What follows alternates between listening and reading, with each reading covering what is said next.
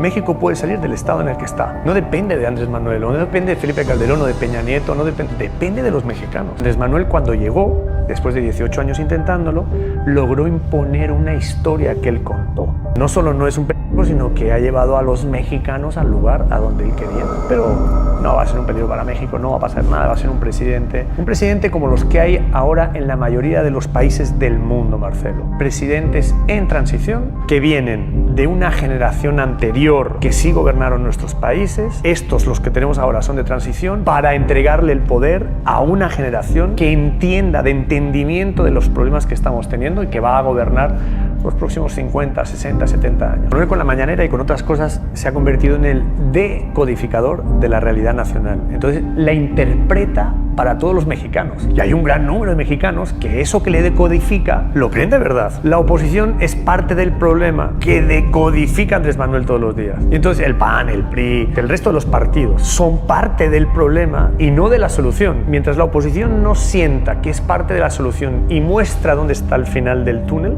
la luz, va a seguir siendo parte del problema que decodifica Andrés Manuel. Por lo tanto, Andrés Manuel va a lograr no ser él el próximo presidente de vuelta, pero va a dejar un presidente. Y eso va a pasar si sigue así la circunstancia hasta el 2024. Te tienes que preocupar, te tienes que meter. Y eso va a permitir cambiar las cosas. Mira, el único cómo que yo conozco, ¿sabes cuál es? Poner el ejemplo.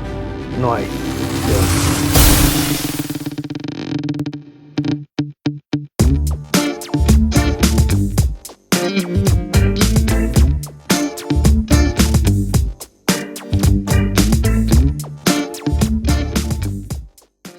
Una cosa que aprendí con Calderón, que fue mi primer presidente con el que pude trabajar, es que llegan con sus virtudes, que crecen, pero también llegan con sus defectos, que crecen.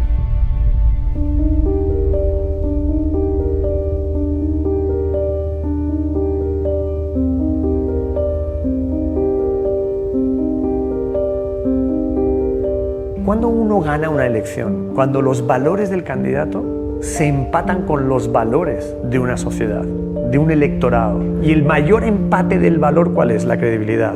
Y después, la confianza. Y después, el conocimiento. Y después, el afecto. Y después, el interés. ¿Por qué? Porque nadie cree en quien no confía, nadie confía en quien no quiere, nadie quiere en quien no conoce, nadie... Y así, es una lógica humana que tiene que ver con la capacidad perceptual. Yo creo que esta frase que acabas de decir es una gran frase, las conversaciones forman el mundo, pero me quiero ir un poquito más para atrás. Yo creo que las historias son las que forman el mundo. ¿Qué son las historias? Una historia son hechos envueltos en emociones. Las emociones son las que viajan al cerebro que te hablé antes, al cerebro límbico, y te ayuda a tomar las decisiones.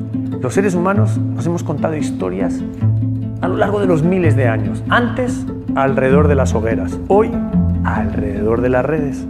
Mañana será otra cosa. No se preocupen, son canales. Siempre nos hemos contado historias. La historia es lo importante. Andrés Manuel, cuando llegó, después de 18 años intentándolo, logró imponer una historia que él contó. Y esa historia ha creado patrones de conversación en el México de hoy. Andrés Manuel no es un pendejo, no lo es. Él creó categorías nuevas. Está cambiando las reglas del juego y eso sí lo está haciendo bien Andrés Manuel. Entonces no solo no es un pendejo, sino que ha llevado a los mexicanos al lugar a donde él quería. No pasa nada, él está ejerciendo su liderazgo. Pero no va a ser un peligro para México, no va a pasar nada, va a ser un presidente como los que hay ahora en la mayoría de los países del mundo, Marcelo. Presidentes en transición que vienen de una generación anterior que sí gobernaron nuestros países. Estos, los que tenemos ahora, son de transición para entregarle el poder a una generación que entienda, de entendimiento de los problemas que estamos teniendo y que va a gobernar los próximos 50, 60, 70 años. Lo que pasa es que, mira, Andrés Manuel con la mañanera y con otras cosas se ha convertido en el decodificador de la realidad nacional. Entonces, la interpreta para todos los mexicanos. Y hay un gran número de mexicanos que eso que le decodifica lo creen de verdad. La oposición es parte del problema que decodifica Andrés Manuel todos los días. Y entonces el PAN, el PRI, el resto de los partidos son parte del problema y no de la solución. Mientras la oposición no sienta que es parte de la solución y muestra dónde está el final del túnel, la luz, va a seguir siendo parte del problema que decodifica Andrés Manuel. Por lo tanto, Andrés Manuel va a lograr no ser él el próximo presidente de vuelta, pero va a dejar un presidente. Y eso va a pasar si sigue así la circunstancia hasta el 2024. Lo que pasa es que, mira, los seres humanos somos como un rebaño. y el rebaño necesita ser pastoreado. Entender eso está muy cabrón, porque ¿quién nos pastorea? ¿Quién nos pastorea?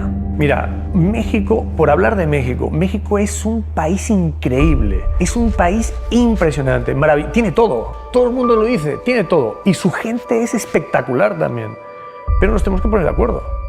Nos tenemos que poner de acuerdo. Generamos grietas para todo. Grietas entre los ricos y los pobres, entre los sindicalistas y los empresarios, entre los políticos y los ciudadanos, el negro y el blanco, el pobre y el rico, un país de aquí y un país de allí. Y nos va a llevar a un lugar que tiene riesgos. ¿Por qué? Porque las grietas ayudan a determinadas partes de la sociedad económica, de intereses oscuros, etc. Esas grietas ayudan a generar dinero. El dinero es energía y puede ser energía positiva, pero el dinero es muy perverso también, como la droga. La droga te puede, digamos, la morfina te puede ayudar o te puede drogar y hacerte mierda, digamos, ¿no? Bueno, pues todo tiene su yin, yang, definitivamente en la vida. Déjame decirte 3 cosas en las que creo.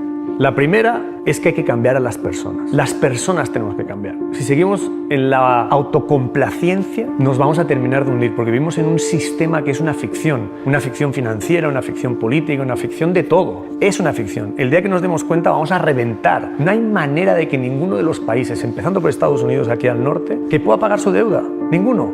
Argentina no puede, está en default. España no puede. Trillones y trillones de dólares. ¿Que dónde están? Vivimos una farsa, no solo financiera, también comunicativa, que es el sector donde yo estoy. Lo segundo, derivado de cambiar a las personas y educar a las personas, que es uno a uno. Aquí estamos hablando Marcelo y Antonio, luego nos van a ver los que sean, pero es Marcelo y Antonio los que estamos hablando ahora. Ese uno a uno es fundamental, porque no es cambiar el mundo, Marcelo, es cambiar tu vida, tu hogar, tu familia, tu barrio, tu ciudad, tu estado, tu país y el mundo. Pero ¿sabes dónde empieza?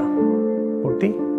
Y si no entendemos eso, no vamos a poder cambiar el sistema que creemos que nos jode. ¿Quién formó el sistema? ¿Quién hizo el sistema? El sistema está hecho de personas. Entonces el sistema político me hunde. Vivimos entre Colombia y Estados Unidos. Todo son farsas, todo eso es mentira. Claro que geopolíticamente vivimos en eso. Claro que hay fuerzas geopolíticas. Pero si desde las personas cambiamos y transformamos, entonces empezaremos a construir de verdad mundos individuales distintos para construir un mundo totalmente distinto, un mundo global. Esto tiene que ver con el sentido y no con la razón. La razón individualiza, que es lo que te enseñaron a ti para ser ingeniero y a mí para ser periodista. El sentido, el sentir pluraliza. Y nosotros necesitamos sentir más para ser plurales, para pensar en el otro. Porque si no piensas en el otro, tú vas a usar la razón, pero la razón es tu individualización. Lo que pasa es que la educación que recibimos tiene que ver con la razón y no con la emoción y con los sentidos y los sentimientos. Cuando entendamos eso, vamos a lograr equilibrar ese mundo, vamos a tener mejores personas que estén dispuestas a cambiar los sistemas y entonces crearemos un sistema distinto en un mundo distinto que viene de camino. Lo peor que podemos hacer, creo yo, es autocompadecernos de la situación que estamos viviendo. O sea, pues sí, que los gringos ahora serán los chinos. Dentro de muy poco tiempo serán los chinos, que porque los teléfonos son chinos. Y luego los rusos, la mafia rusa, que porque nos está invadiendo. Y luego, ¿cuándo vamos a dejar de sacar el balón para afuera y asumir las cosas que tenemos que asumir? Como sociedad, como país, dejemos de quejarnos, porque la otra postura es, otra vez, condescendiente. Bueno, ellos son los que me joden. Hermano, pues que no te jodan. Si alguien te jode, pues vigila que no te jodan. Y para eso necesitamos preocuparnos por lo que yo llamo el gobierno de lo público. Y el gobierno de lo público es lo que nos afecta a todos en donde sea, en mi barrio, en mi casa, en mi colonia, en mi lugar donde vivo. Preocuparme por eso, porque sí tengo obligaciones. Tengo derechos, pero el derecho no es solo chupar de la teta. No. Tengo derechos, pero también obligaciones. Y no tienen nada que ver con el nivel de pobreza. Es que tenemos que sacarnos eso de la cabeza. Pobre pero digno. La dignidad que no te la quiten nunca. Y hay muchos políticos hijos de puta que vienen y te la quitan. Entonces yo lo que digo es, oye, vamos a ponernos manos a la obra. México puede salir del estado en el que está. No depende de Andrés Manuel, no depende de Felipe Calderón o de Peña Nieto, depende de los mexicanos. Cuando los mexicanos se pongan de acuerdo, no va a haber quien pare a México, pero se tiene que poner de acuerdo. Y ponerse de acuerdo es ir a una mesa a hablar. Y en esa mesa en la que hablas, tienes que estar dispuesto a despojarte de tus pensamientos fuertes, sobre todo los ideológicos, para entender el punto de la otra persona y estar dispuesto a llegar a acuerdos. Entonces, yo lo que le digo a la gente es, preocúpate de lo que pasa en tu municipio, de lo que pasa en tu barrio, preocúpate de lo que pasa con tu familia. Te tienes que preocupar, te tienes que meter. Y eso va a permitir cambiar las cosas. Mira, el único cómo que yo conozco, ¿sabes cuál es? Poner el ejemplo. No hay de otra. Pon el ejemplo. Entonces, En vez de salir todos los días a la puerta de tu casa y decir ¡qué asco! ¿Cómo está la banqueta de sucia? Límpiala. Vete y quéjate con el alcalde. Haz, porque tu ejemplo va a transmitir el cómo hacer las cosas. ¿Ella?